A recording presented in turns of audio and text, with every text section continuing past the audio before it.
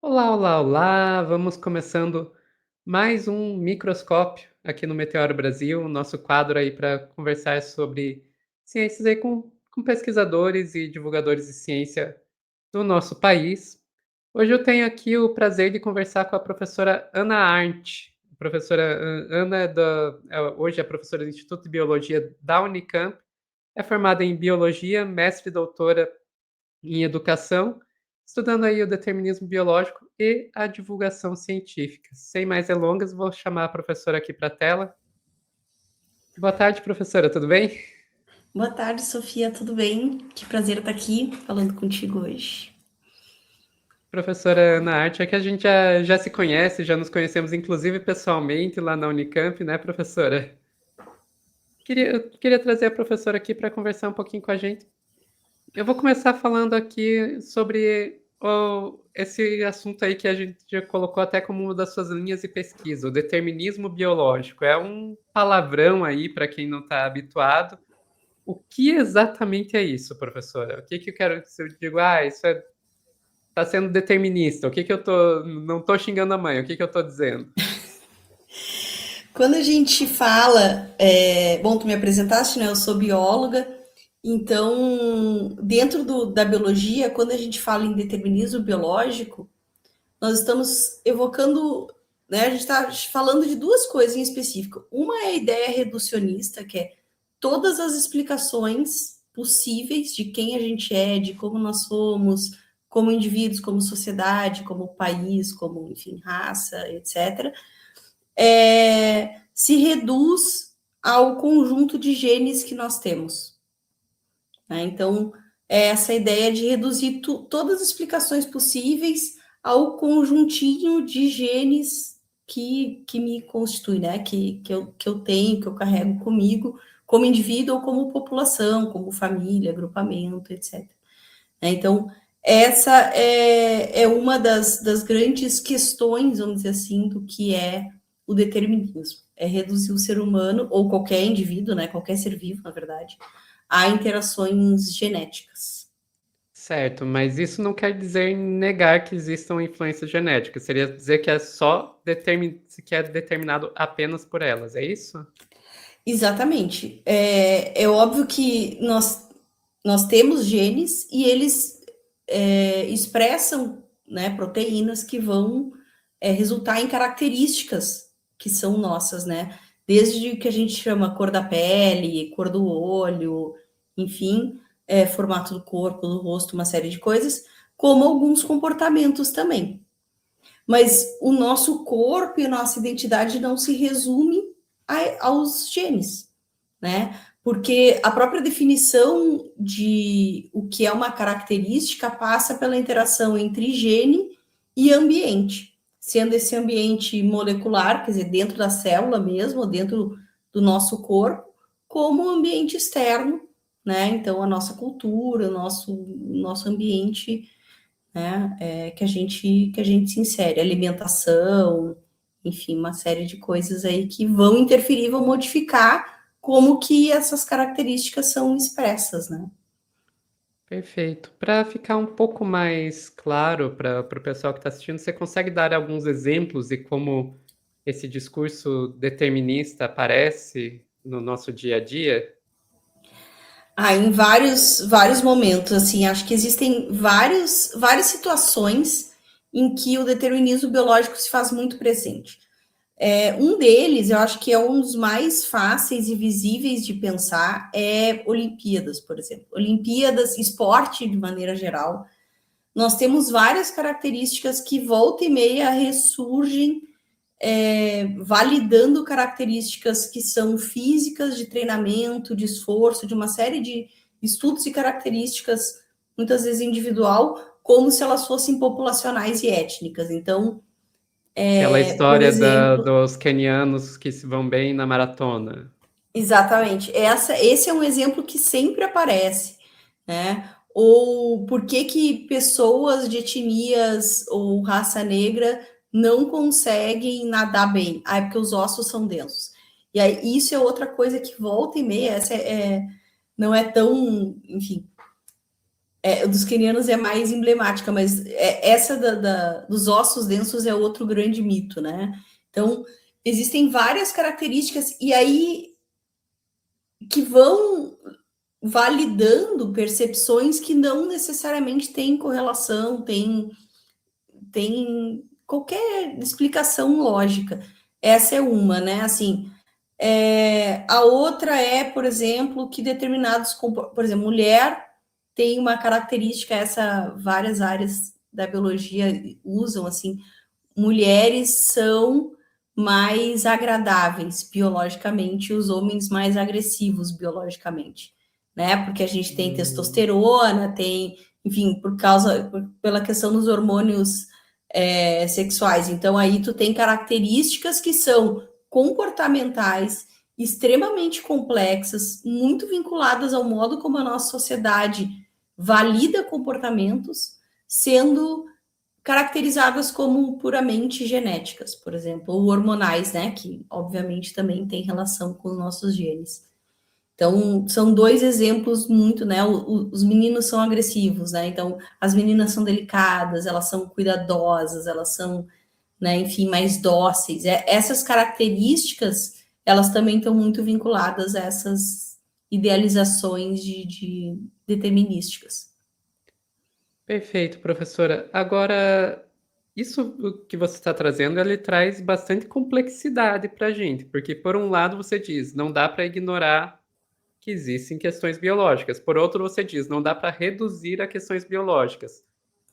Fica num meio do caminho. Nesse meio do caminho, como que a gente, existe alguma chance da gente entender quanto é de um, quanto é do outro, ou o que é parte, o que vem de um, o que vem do outro? Eu acho, não é, essa é a pergunta de 1 milhão, assim, eu acho que não é uma questão fácil, assim, Sofia, por quê? Porque toda a nossa ciência, ela está tentando achar pontos exatos de resposta, né? E, na verdade, tem alguns segmentos, inclusive da biologia, que já trabalham com a ideia de que a gente é um ser biosocial, e essas coisas estão extremamente articuladas, quer dizer, em que momento começa o nosso aprendizado?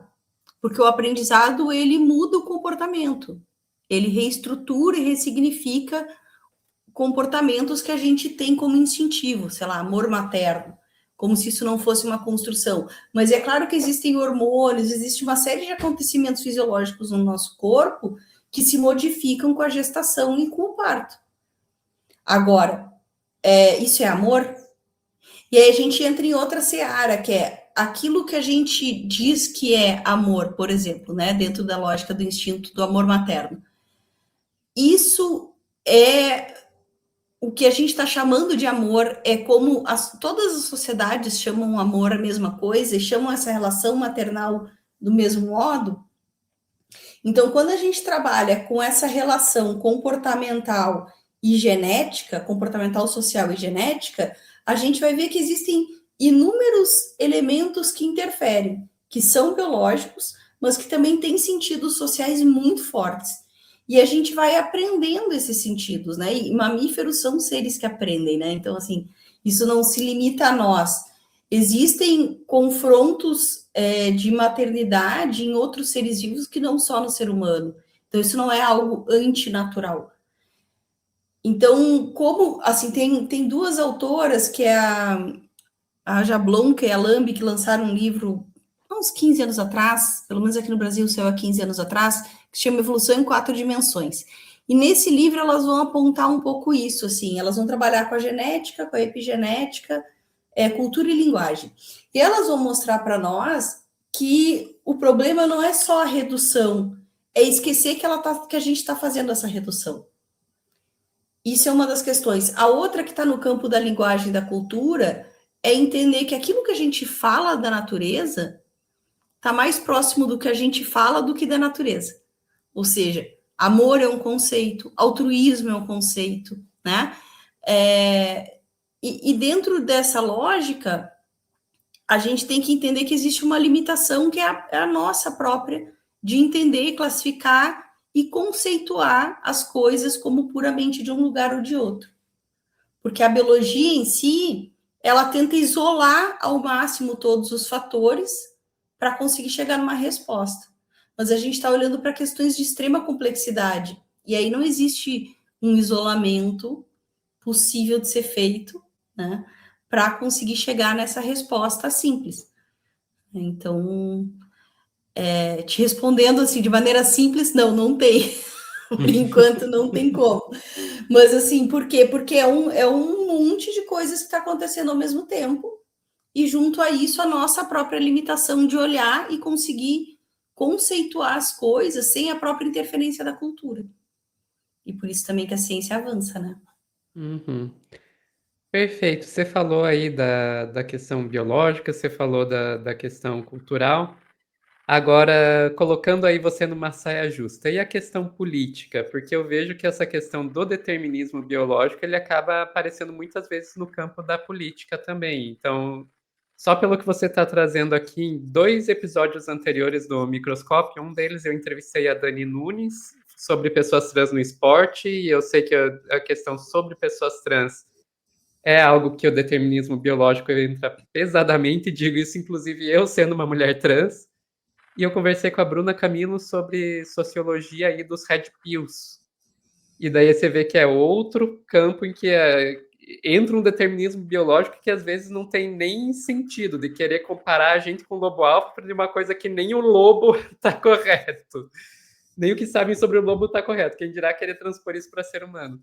E você vê que, e isso falando do discurso atual, né? Nem vamos entrar na questão do determinismo biológico que a gente via lá no começo do século XX, da eugenia, a questão do racismo científico e tal, que também.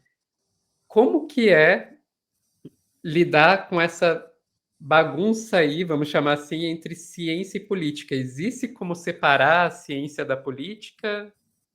Ou a gente vai ter que aprender a lidar com essa mistura? É a segunda vez que eu venho no Meteoro e é a segunda vez que eu me põe numa saia justa, né? Mas... Desculpa. Não, eu estava esperando, eu estava preparada. Eu acho que não existe como separar nada da política, em vários sentidos, né? Desde financiamentos, interesses dentro de políticas públicas nacionais, interesses de grupamentos políticos específicos. Então, assim, não existe separação entre política e não existe ciência neutra, né? Então, assim, a começar por aí a resposta é: tem como separar? Não. Como que essas coisas se misturam? E aí eu acho interessante a gente pensar que não é que elas se misturam só para um lado que é do determinismo biológico ou do contraponto. Essas coisas, não é? Nós somos pessoas que estamos imersas em relações políticas. Mas o determinismo biológico, ele é uma legitimação que tem uma história, tu falaste, né, da eugenia e tal. Então, a eugenia do final do século XIX, ela está muito vinculada às teorias evolutivas, determinismo social, racismo científico, lá do final do século XIX. Tem muitas pessoas que colocam a eugenia como pseudociência. Eu teria um pouco de cuidado com essa classificação, porque ela se legitimou como ciência até meados da década de 40, né? E na Segunda Guerra ela vai ficar, entre várias aspas, desacreditada, mas se nós olharmos publicações de periódicos como a Nature, a gente ainda vai ver pessoas falando de eugenia como uma estratégia que precisa ser resgatada e melhor compreendida para uma implementação segura. E essas pessoas não eram pessoas quaisquer. Caraca, falar de implementação segura da eugenia. Uma ideia de que, ao invés de matar, quem sabe a gente só deixa não nascer. Enfim, e aí quem que a gente não quer que nasça, né? Então, enfim, vários meandros aí super delicados. Então, quando a gente fala de eugenia, nós estamos falando de algo que por muito tempo foi tido como algo feio, mas assim, a gente tem uma publicação no final dos anos 90, acho que 1999, daquele livro que é A Curva do Sino, né, The Bell Curve, que ganhou todo um destaque. Ela vai dar muito combustível para essa discussão, principalmente de determinadas áreas do campo biológico. Nós temos muita genética sendo discutida, genética humana sendo discutida em periódicos de economia, que é um pouco do que eu venho acompanhando e estou propondo como projeto de pesquisa nos próximos anos. E onde que essa discussão está acontecendo? Tem muita gente que ainda resgata essa discussão lá do século XIX como algo que não deu muito certo, porque a gente... Exatamente, porque a gente tem questões políticas ali que não foram bem pensadas e tal, mas sei lá. Né? Então, não dá para dizer que a eugenia é passado. Né? Tem alguns autores, inclusive, que vêm publicando sobre isso e dizendo, né, assim, que está acontecendo uma ressurgência e é preciso que a gente cuide disso. Eu acho que não está tendo uma ressurgência, eu acho que está tendo visibilidade, porque ela nunca deixou, se a gente acompanhar ao longo da história, as publicações estavam sempre lá. Talvez a gente não desse tanta relevância para isso, entende? Então, Aquilo que a como que a gente gente teve na mistura... Oi, pandemia, desculpa. né? Aquilo que a gente teve na pandemia de os velhinhos. Vai Só pegar vai só os matar velhinhos, idoso. só vai matar idoso. Isso, exatamente. Isso é um grande, é uma fala absoluta. Sempre que a gente coloca uma categoria social como passível de morrer porque não vai fazer diferença, né?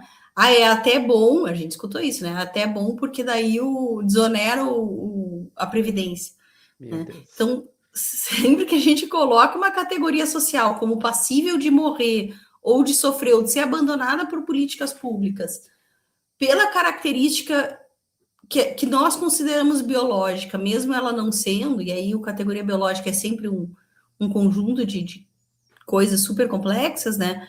A gente está falando de eugenia, né? A gente está tomando como natural algo que, na verdade, é uma questão social de abandono. Quer dizer, nós estamos optando por não lidar com essas pessoas, porque existem meios, né? Então, e aí a biologia, ela está sempre muito ali, dentro dessas categorizações, né? Então, é sempre muito complexo a gente olhar para isso e achar que existe uma suposta neutralidade da ciência, e a gente vai dar conta de separar o que é um dado técnico, científico, biológico do que é uma política pública implementada, quando é a própria política pública, inclusive, que está financiando esses estudos, né? Então, várias questões. Muitas mesmo. Um outro campo que eu vejo que acaba discutindo aí bastante com essa visão de determinismo biológico é a tal da psicologia evolucionista. E isso é um campo que eu vejo, inclusive, discussões se pode ser considerado ciência ou não, se é pseudociência ou não. Você consegue comentar um pouquinho sobre isso?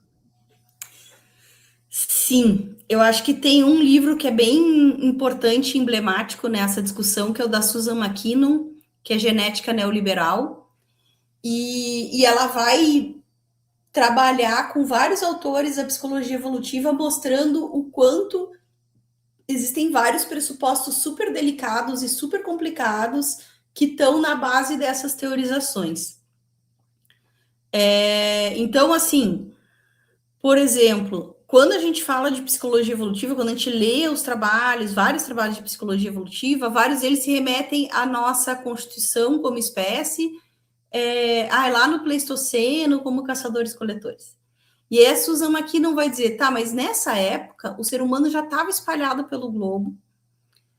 E qual população de caçador-coletor? A gente já tinha diferenças culturais, a gente já tinha diferenças de desenvolvimento, de estrutura, já tinha populações, né, ainda tinha populações nômades, ou tem até hoje, mas enfim, como tinha populações já residentes, né, que ficavam em um lugar só, enfim. E aí, que tipo de relação a gente está falando? E aí a psicologia evolutiva, ela ignora uma série de discussões de, por exemplo, plasticidade neural, que existe já um debate bem consolidado e robusto na área, colocando uma fixidez de identidade como se tudo se remetesse a esse nosso antepassado, com significados muito específicos. E aí é um pouco do que tu falaste dos Red Pill, né? Compara com lobo alfa, compara com... Quer dizer, compara com populações curiosamente, sempre sociedades patriarcais, nunca matriarcais, né? E sempre legitimando essa fixidez da mulher como a cuidadora e do homem como caçador, como forte, como protetor, como provedor.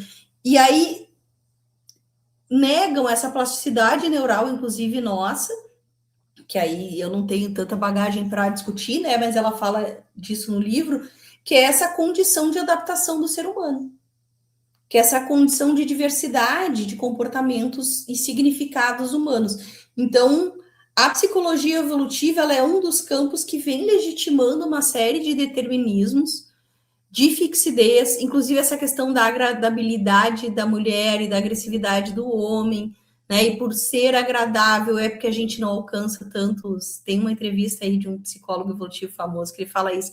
Aí, as mulheres, como elas são mais, têm essa característica de agradabilidade, elas não conseguem ser CEO. É por isso, porque a gente é Ah, muito tá. doce, muito gentil. E é por isso, entendeu? Que a gente não é agressiva, a gente não tem Não tem nada a ver com iniciativa. sociedade patriarcal. Não, nada, nada. E aí é isso, assim, e o modo como isso vai se relacionando com características de seres vivos que a gente acaba por. De seres vivos diversos, a gente acaba por legitimar determinados comportamentos em detrimento de outros. E também não renova a própria discussão dos papéis sociais que a gente tem hoje. Né? Então, parece que quando a sociedade avança e quando a gente busca novos comportamentos, novas estruturas sociais, novas discussões, nós estamos agindo contra os nossos instintos, contra a nossa natureza. E por isso que não dá certo. Então, para quem se interessar, esse livro é um livro de divulgação científica, ele não é um livro assim que tem uma discussão teórica mega aprofundada, né? É um livro, eu não sei se é da Ubu Editora ou da. Aí tem uma outra que está lançando esses livros, mas eu acho que é da Ubu. E da Susan McKinnon. Ele foi lançado em 2021, traduzido no Brasil, ele é de 2005. Então, esse livro, para mim, é muito interessante, porque ele traz um resgate histórico desde a década de 80, né? E vai desmistificando, vai dando nome aos bois também, quais são os autores, e toda essa questão acadêmica do ressentimento, da cultura woke, de que agora as mulheres querem ocupar todos os espaços, e estão indo contra a natureza, enfim. E aí, de novo, resgatando, tem uma autora brasileira muito interessante, que é a Fabiola Roden, é uma antropóloga, que agora está lá na Universidade Federal do Rio Grande do Sul, e ela tem um livro que acho que é Contra a Natureza, sobre o infanticídio e aborto no início do século XX. Ela vai mostrar como que a ideia de natureza biológica da maternidade se criou e o quanto isso nos impõe esse papel de cuidadoras, né? Então, ela traz um livro da Fiocruz, acho que tem disponível até para baixar online, e é muito interessante. Então, o quanto esses papéis eles não são novos, a gente está resgatando a partir de discussões que teoricamente são científicas, né? Mas não existe consenso, existe muita contradição e muito debate interno. Mas também, assim, coincidentemente, algumas pessoas ganham mais destaque em espaços, né, de grande veiculação, assim. Perfeito. Eu dei uma conferida aqui, é da Ubu Editora mesmo, inclusive com prefácio do Christian Dunker. Olha só. Uma última pergunta sobre essa parte do determinismo biológico, antes da gente conversar um pouquinho sobre divulgação científica. Esse determinismo, a gente vê ele aparecendo nas escolas, na universidade, e você acha que você que é uma professora universitária, que eu sei que você também estudou aí educação, você vê isso sendo colocado de alguma forma dentro da cultura escolar universitária ou dentro dos currículos, ou isso é uma coisa que vem mais de fora do Não, eu ambiente acho, educacional? eu acho que não tem como escapar disso estar presente, sim, em todos os ambientes sociais. E a escola não seria diferente, assim. Então, se a gente pensa que os papéis sociais do que a gente entende por feminino e masculino ele está vinculado à nossa biologia, é claro que isso vai estar dentro da escola, né? Então, existem algumas autoras que falam, né, que as meninas são esforçadas, os meninos são inteligentes, enfim, tem toda uma discussão, essa questão de quando que né, as meninas vão desistindo de seguir áreas de exatas, por exemplo, e tal, então tem uma questão muito presente, e aí isso, claro, que nos constitui como sujeito, né, se a gente está se sentindo sendo julgado e colocado em lugares específicos, ou a gente se coloca nesse lugar, ou a gente cria espaços de resistência, o que também tem toda uma energia vinculada a isso, né? Assim, se a gente inserir, além disso, as questões de sexualidade e transgeneridade, a gente vai entrar numa outra seara que é de outros tipos de resistência a esses discursos que também vão nos colocando, né, no famoso, nos nossos devidos lugares, assim. Mas, para além disso, eu acho que tem também outras interseccionalidades, como a questão da raça, né? Recentemente morreu o Watson, né, que foi um dos laureados pelo Nobel em relação ao DNA, e estava ele em 2007 falando que, enfim, não vou nem repetir, né, mas são coisas horríveis sobre a questão de políticas públicas para pessoas negras, porque a biologia indica que de nada adiantaria, né? Então, a gente vai ter em 2020 o Dawkins dizendo no Twitter que só não deu mais, né, bafafá porque a gente entrou na pandemia logo depois, mas assim, dizendo a eugenia funciona para vaca e cachorro porque não funcionaria para seres humanos. Então, uau, né? Então, e aí, tá, eu tô falando de 2 biólogos, tu me perguntaste da escola, né? Mas se a gente tem pessoas com essa relevância social, com esse peso dentro do campo, falando e legitimando isso, é claro que isso respalda uma série de outras pessoas que buscam nesses atores sociais a legitimação de horrores. Tu falaste dos Red Pills, enfim, a gente sabe que também essas questões estão tentando entrar dentro de escola através de projetos, enfim, de grandes produtoras, de outros, né, de outras questões sociais, então não tem como não adentrar. Se a gente olhar livro didático, volta e meia, tanto questões raciais quanto de gênero e de sexualidade estão colocados ali também dentro dos capítulos de biologia com um peso. E aí, de novo, é óbvio que existem questões biológicas vinculadas a isso.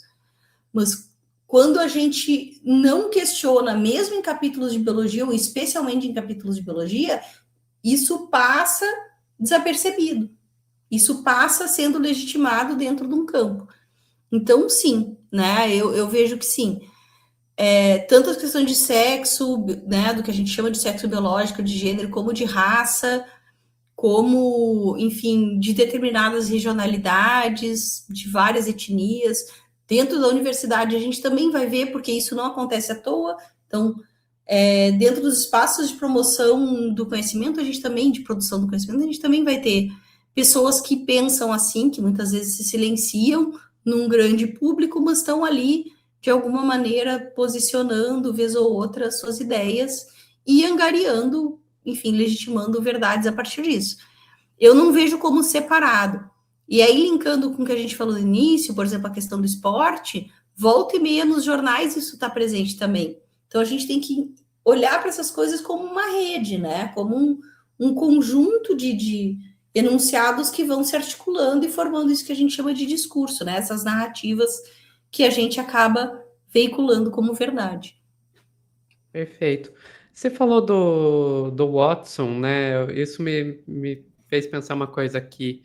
Você acha que os avanços da genética acabaram reforçando, de alguma forma, esse discurso determinista? Eu acho. Exatamente pela ideia reducionista, Sofia, porque quanto mais a gente olha para esses programas genômicos, para, né, as questões de teste de ancestralidade, esses testes que antigamente assim, 3 anos atrás custavam R$ 3.000 e agora estão R$ 300, né? Então, tem toda uma política internacional de barateamento de custo desses testes. a gente está, assim, revivendo ideais reducionistas, assim. Por quê? Porque a ideia, por exemplo, de que a nossa ancestralidade está nos nossos genes e não na constituição da nossa identidade, seja como uma população, né? Enfim, eu que sou branca, tenho olho azul, tenho sobrenome não sei o quê, sou do sul do país, tá. E tudo isso constitui, né? Eu sou uma pessoa do sul, que morou em vários estados brasileiros, que viajou, que fez, e tal. Ou se é uma pessoa negra, ou se é uma pessoa indígena, que daí tem também todo um apagamento desse caminho né, de como chegou o país, porque foi um apagamento via políticas de escravidão, né, escravocratas. A ancestralidade, ela está vinculada à nossa identidade, então a tudo isso que nos constitui, seja o modo como a gente chegou no país, seja o lugar que nós estamos, como a gente convive, que tipo de privilégios a gente tem, se a gente combate ou não esses privilégios, isso faz parte da nossa identidade e também da nossa ancestralidade. A ancestralidade não é um gene que diz que tu está num território, entende?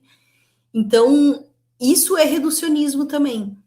Então, por que essas políticas genômicas e essas, na verdade, toda essa questão do sequenciamentos, principalmente de ancestralidade, diagnósticos, eu questiono bastante. Aí não quer dizer que eu não concorde que seja importante, etc e tal, mas que a gente tem que olhar com um certo cuidado. Porque quando a gente faz esse olhar, a gente está, de novo, tentando achar respostas nesse conjuntinho de genes e se limitando a isso, né? Então, quais são as políticas públicas, por exemplo, para pessoas que têm doenças crônicas e raras vinculadas aos genes? Porque só o diagnóstico não nos diz muita coisa. Se a gente não tem uma política de manutenção da vida dessas pessoas. E para quem tem, por exemplo, diagnóstico de doenças raras e crônicas no país, a gente sabe que existe toda uma briga no SUS para conseguir medicamentos que atendam essas pessoas. Então, para que a gente quer o diagnóstico? A gente quer atender essas pessoas? A gente quer só apontar na rua quem elas são? O que a gente quer com isso? E isso é, de novo, olhar para o corpo como restrito aos genes e aí a Susan McKee não vai falar isso nessa ideia da genética neoliberal também, que é ir limpando todo o contexto social e aí tu deixa o indivíduo sozinho ali com a resposta dele, né? Quer dizer, não existe um modo de olhar para esse conjunto de pessoas que mostre que ela está numa sociedade, que essa sociedade faz parte de tudo que acontece com ela também. Né? Não sei se te respondi. Respondeu sim. Muito obrigada, professora. Deixando de lado um pouquinho essa questão do determinismo, vamos falar sobre o outro assunto do qual você é especialista, divulgação científica. Professora, uma coisa que eu ouço desde que eu comecei a fazer divulgação científica uns 10 anos atrás, e que continuo ouvindo isso. Tem que ter a profissionalização da profissão de divulgador de ciência. A minha pergunta para você é: a gente teve algum avanço em relação a isso? Eu acho que sim e não. Sim, se nós pensarmos que tem profissionais e projetos que são, entre aspas, né, independentes, que estão aí conseguindo se manter, conseguindo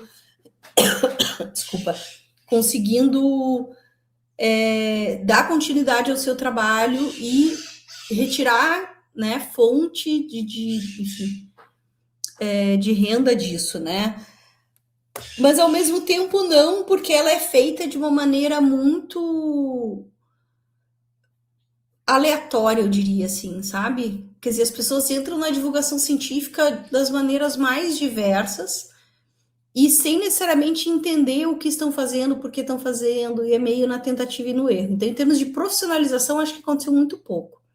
Claro que a gente tem quem é da comunicação, né? Então, assim, jornalistas, publicitários, enfim, pessoal das relações públicas, mediologia, uma série de formações que permitem, né, da comunicação social, ter todo um planejamento, uma compreensão do que é o ato de comunicar, e aí se especializando dentro do campo científico.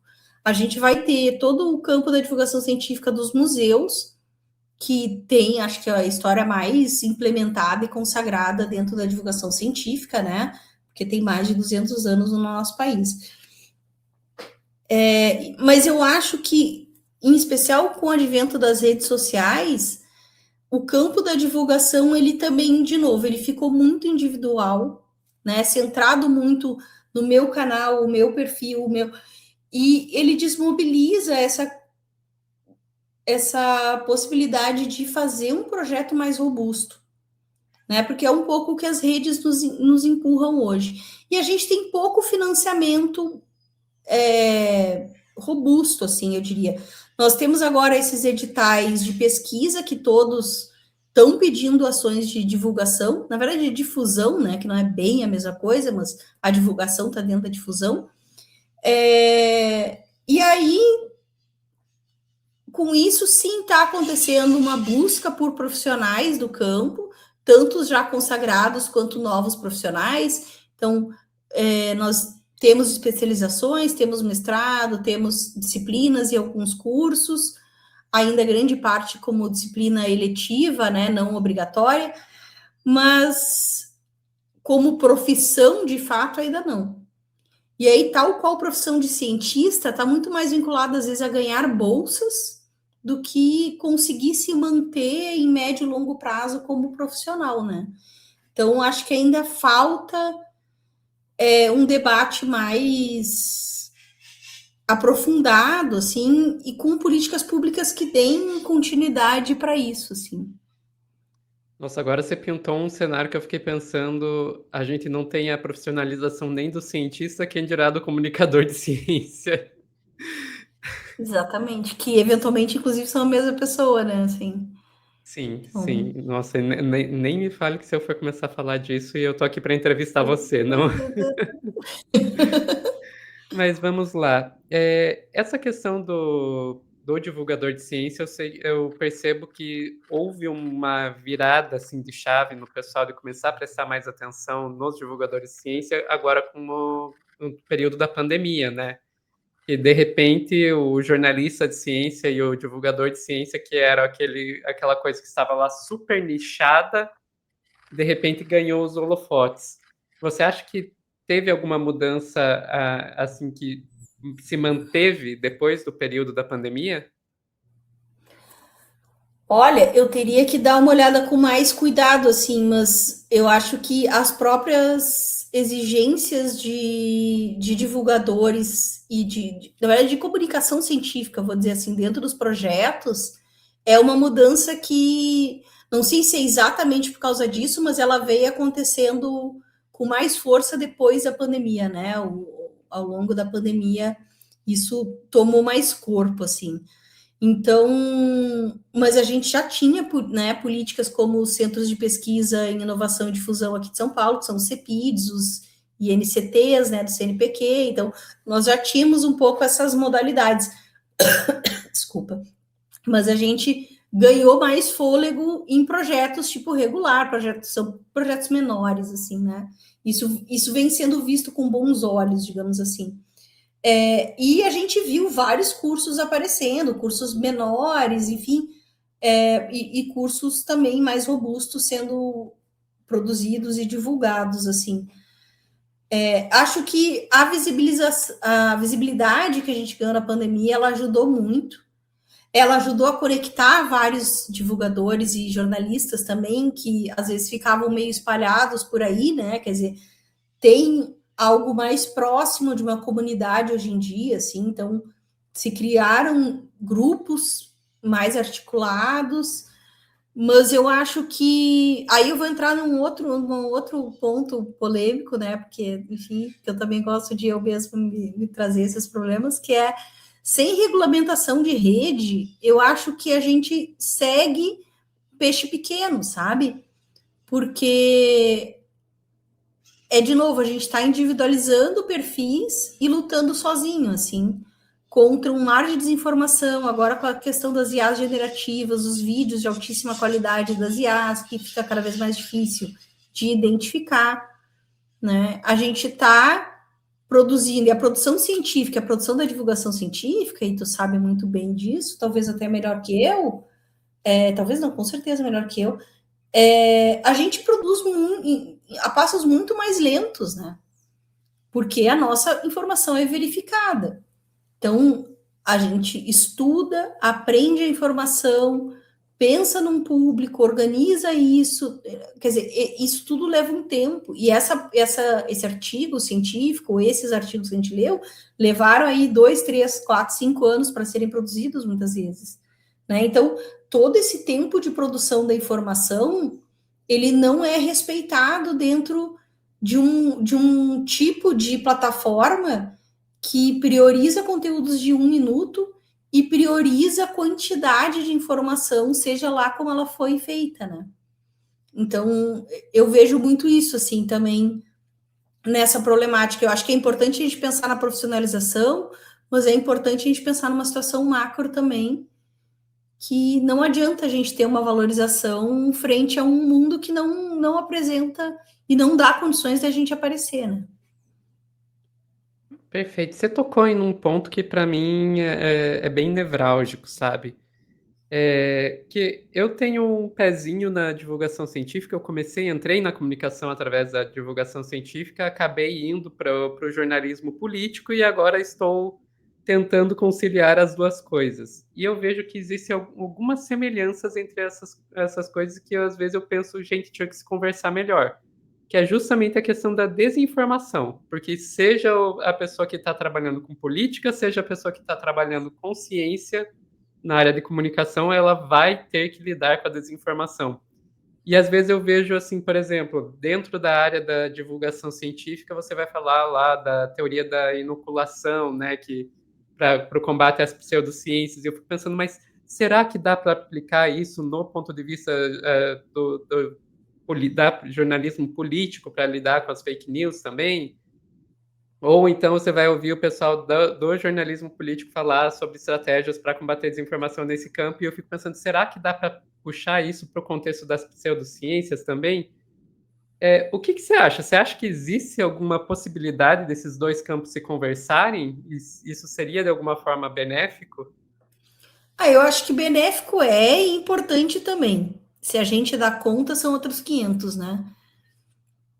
Porque a desinformação ela é uma avalanche, né? E a gente está ali, enfim, tentando conter com uma pazinha, né? Enfim. Eu acho que, primeiro, uma coisa importante quando a gente pensa em desinformação é todo mundo cai em desinformação. Se a gente não assume isso, a gente já está um ponto atrás, assim, porque é se imaginar conhecedor e em condições de decifrar toda e qualquer questão, e não é verdade, né? Assim, a gente tem nossos pontos fracos, a desinformação ela é muito mobilizada por afeto, por medo, né? Então, não é só ter a verdade na nossa mão. E eu acho, enfim, tanto a divulgação científica quanto o jornalismo político, o jornalismo científico, a gente pode construir e desmontar determinadas verdades, mas, de novo, a gente não tem apoio, a gente não tem veiculação, a gente não tem a mesma força, né? Que esses grupamentos. Então, entender que a desinformação ela é feita com e a partir de financiamento é uma parte importante da gente entender porque que a gente não está dando conta, né? Que se ganha dinheiro com desinformação e a gente não está ganhando dinheiro para lutar contra ela, né? Então, assim, acho que esse é um ponto que no jornalismo político e no jornalismo científico a gente está muito no mesmo barco, assim, né? Perfeito. Olha, era isso que eu tinha para perguntar para você. Tem alguma coisa que eu não perguntei que você acha que era importante trazer para o nosso público? Ah, não, tem Acho mais que uma pergunta. Tem mais uma pergunta para você, sim. Fale um pouquinho sobre o Blogs de Ciência Unicamp. o Blogs Unicamp. O Blogs de Ciência Unicamp é um projeto de divulgação científica, eu sou coordenadora do projeto desde 2019. Nós somos um conjunto de blogs. Acho que nós estamos aí com 120, 130 blogs, grande parte no formato de repositório, né? Que são pessoas que já não produzem mais, mas o conteúdo está todo lá. E o nosso conteúdo é de todas as áreas de ciência. Então, a partir do ano que vem, nós estamos abrindo novas inscrições. A gente também trabalha com curso, com pesquisa, né? Parte da pesquisa da divulgação científica é feita dentro do grupo de pesquisa Cultura, Educação e Divulgação Científicas, que abriga o blogs. Então, é um projeto de divulgação diverso em todas as áreas do conhecimento e que eu tenho, enfim, a honra de ser coordenadora nesses últimos anos. A gente trabalhou com o especial Covid, né? Também que foi, acho que um pouco o carro-chefe por longos anos, e agora a gente está tentando implementar com periodicidade a nossa revista. Então, tem uma revista de divulgação científica e tal. Ela existe, mas ela tá, coitadinha, assim, foi. O cansaço nos venceu esse ano, a gente publicou pouca coisa. Perfeito. Agora sim, tem alguma coisa que eu não perguntei que você gostaria de trazer para o nosso público? Só muito obrigada por estar aqui, por ter sido convidada. Muito bom falar contigo sempre. Perfeito. Muito obrigada, professora. E para o pessoal que está assistindo a gente, agradeço muito vocês terem acompanhado a gente aqui até o final. Deixem suas opiniões aqui nos comentários aqui embaixo. Se tiverem sugestões de pessoas para serem entrevistadas no nosso quadro, ou temas para serem abordados, pode colocar aí também. E até a próxima. Tchau, tchau.